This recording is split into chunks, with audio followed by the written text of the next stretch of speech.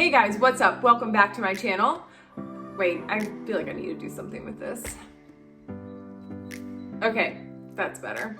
So guys, you know that I am all about mindset training. Our mind is so incredibly powerful. And once I realized that and I have used that to help me just navigate life and get through challenges and find my way through hardships, then I realized that, see, we are not using our mindset to our fullest abilities. And part of that is because I don't think we really know how to develop a healthy mindset. There's not a lot of conversation around that happening right now. I want to revolutionize the conversation around mental health so we can talk about what exercises are good for us and what are some daily habits that we're already doing that if we just do them with more intention are going to help us to develop a stronger mindset and just be healthy, right? So I was actually having a conversation with my friend and also my co-host on our podcast, Unstuck On Purpose, my girl Lisa Landis. She's amazing, guys. Also go check out our podcast, Unstuck On Purpose. We are dropping new episodes every single week. So I was talking to her outside of all the goodness that we do together. And when I was talking to her, she helped me to realize something that I do innately. And it is part of the foundation of the exercise I teach, Stop and Shift. But I just didn't realize, I'd never really put into words exactly what I was doing. See, that's how you know you have really good friends around you and you have a good circle. When they can understand you and they can give you the words to describe your heart, like keep those people around you. Okay, so I was talking to Lisa and we were talking about how you can find the alternate path. And there are some things that you can do just in your everyday life that are going to help you to train your brain to see the alternate path. So here's an example. When I suddenly became a widow, I was just devastated, which a lot of us can find ourselves on this road for multiple reasons. Like you left a job or you were let go from a job or you had a miscarriage or you're struggling with being a stay-at-home mom and you're just feeling like you don't have a purpose. Like we just kind of hit this like path of doom and gloom and it feels really hard to manage. So whatever has gotten you there, that is real, right? We can all identify with that. How do we find an alternate path? How do we shift our brain to not just focus on the misery or the confusion or the overwhelm or the stress and get to a place that's healthier? Well, we have to find those alternate routes. And so what I realized is that I was able to kind of visually see that, but there are some people who cannot. When I was talking to Lisa, she said, oh, well, yeah, you could do exercises like if you go from your house to your school, obviously when we were going to school, but if you were going a normal route to school or to work or what have you, instead of just going the normal left, right, straight, down the loop, whatever, you instead come out and you go a different route to get to the same destination. That's literally taking your mind on a journey of finding an alternate route and you're driving it. So it's physically happening, which is ingraining a memory, which changes the neuroplasticity in your brain. So doing something that is already ingrained in your day, switching it up a little bit, finding an alternate route helps you when big things happen and they try to mess up your life or your day or what have you, right? When you hit those huge disruptions in life, because you've been training your brain with these little exercises, then your mind will start to look for the alternate path and you'll be able to find your way off of that path of destruction. Now, another example of this could be like you're cooking and maybe you don't have all of the ingredients. Okay, maybe you do, but you could act like you don't have one or two. So you can figure out a different way to make the same recipe. I mean, there are so many things that you can do just to find an alternate route. And I had been doing this like routinely, like it just, I don't know why it has downloaded in me innately, but I don't take that for granted. And now I am even more conscious of when I do that. And so I have an example from the other day that I want to share with you. I was in the shower and Caleb was doing his math homework and he has a video that he's watching while he was doing it. Now, there were some shapes that need to be drawn and typically to make sure that the shapes are, the right shape and the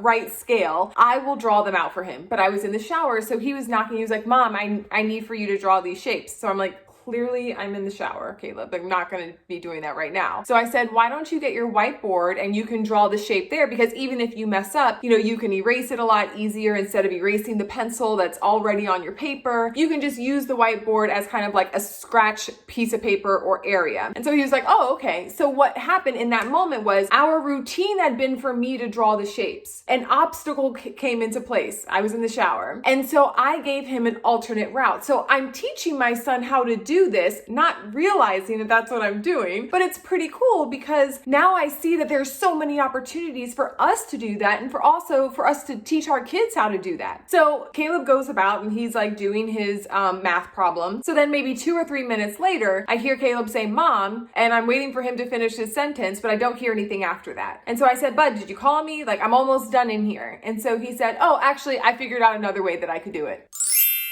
Such a proud mom moment, because after I told him to do the whiteboard just a few minutes earlier, I realized that I was teaching him the alternate path, and I was like happy. I was like, "Oh, okay. Hey, Karen, you're already doing this. Like, you got this. Be more intentional about that. That'll really help to train his brain." And then 2 minutes later, he walked himself through it. Guys, see, here's what I'm saying. We have the opportunity to train our brains. We can do it. We can teach our kids how to do it. And it's not this like big grand gesture. Yes, doing that inner work and, spending time journaling or, watching videos like this, working with a coach, all those big things, yes, those matter. But these little moments, that is how you are getting reps. You know how you work out in the gym and you have to do so many reps with a certain exercise for you to actually see the results? Same thing with your brain. We have to do reps of this. We can't just do it once a week and think, "Oh, I'm going to be mentally stronger and I'm going to be able to get through anything." Like, no, you actually need to do this throughout your day. Pay attention to those and capitalize on those opportunities. And honestly, after I did that with Caleb, I started to think to myself, okay, how many times have I actually done this in my life? And how was I able to find the alternate path? Because this is something that I want you guys to know everybody can do. I need you to know that it doesn't matter where you are or what you are going through right now. There are things that you can be doing in your everyday life that's going to help you become mentally stronger. Mental health is for everyone. We all have these crazy stories in our head. We have these anxieties, we have fears, we have doubts. We all go through the exact same thing. And honestly, side note, if anything good has come from this COVID-19 pandemic, let me say that again, pandemic, we are all coming to even playing ground. I think that this has just brought us all down to the same space. And so we know what it feels like to be stressed and overwhelmed and trying to balance everything or figure out your next step. We are now living in the same storm. So internally, we know what it feels like to be going crazy. That is mindset work. That is mental health work. So here's my point. I was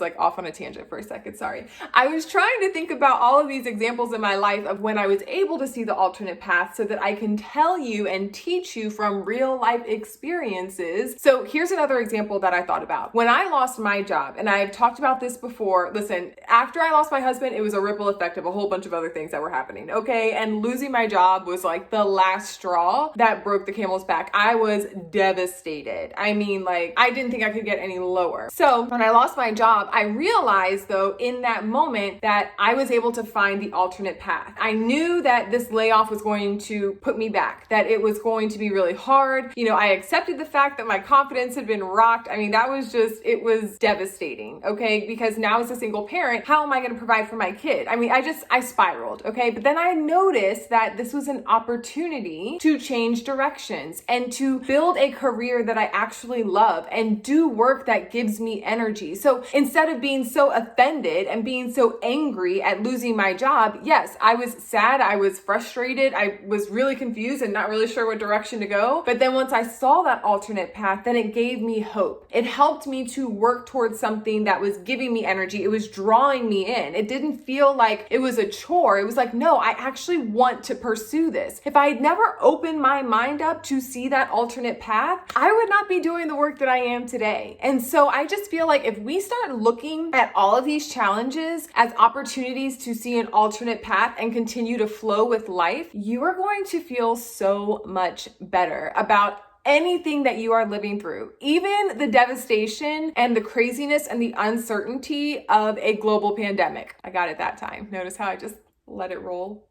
So maybe you didn't lose your job, but maybe you're trying to figure out like, how am I going to pivot my business? That is another great example of how to find an alternate path. You are still going to serve your audience with your talents and your gifts to your fullest capacity. Now it's just changed on how you're meeting them or where you're meeting them. But a great example of that is physical trainers. So I actually imagined, what would it look like if Richard was living through this? And at this point, he would have had his CrossFit for like 7 years. And you guys know how it is. If you work out at a gym and you have connections with other people, you look forward to that time. You know, that exercise time is like a mental break for you, but it's also a time of community, unless you're somebody who likes to go by yourself, which I understand. But if you're in a CrossFit, you enjoy that community atmosphere. So what would he have done in this situation? Well, he would have been still meeting at the exact same times of his class. He just would have been doing it from a garage. He would have had something set up and made sure that his members knew that there were different variations of each exercise, so that whether you had equipment or not, you were still getting a good workout. Nothing would have changed with the way that he was connecting with his people, except for the environment, but the information he was giving them, how he was helping them, he literally would have been like, oh, okay, no problem. We're still going to meet at the same times. You're going to stay in your routine. You know that you need this, and I'm just going to do this from my garage, and you guys hop on whatever, Google Meets or Zoom or whatever. There are so many businesses that can do this. It's not just physical training. It's not just coaching and speaking. There is a virtual space, I believe, for almost every business. And so now you just have to get a little creative. There are so many opportunities for us to find alternate paths. And when we do that in our day-to-day, whether it is a drive to the grocery store, making a new recipe, like trying to figure out another way to get through your routine through the day because some challenge has come up, all that little stuff trains you for the big stuff. When you lose your job, when you pivot your business, any of this, guys, like it builds on each other. I hope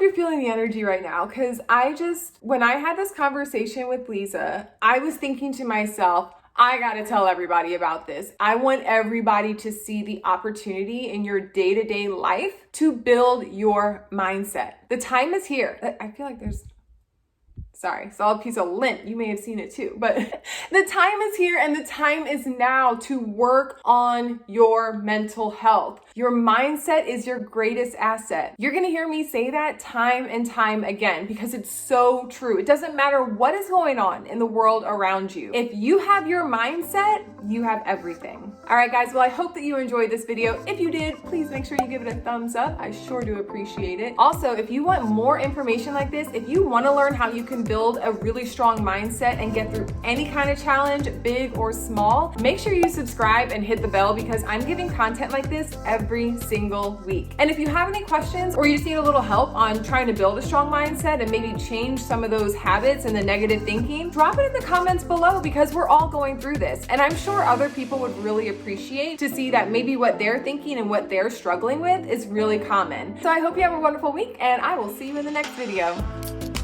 I think I love this hat. I think that I should just do this all the time. Can I just be Karen with a hat? I think this might be my thing, my new logo.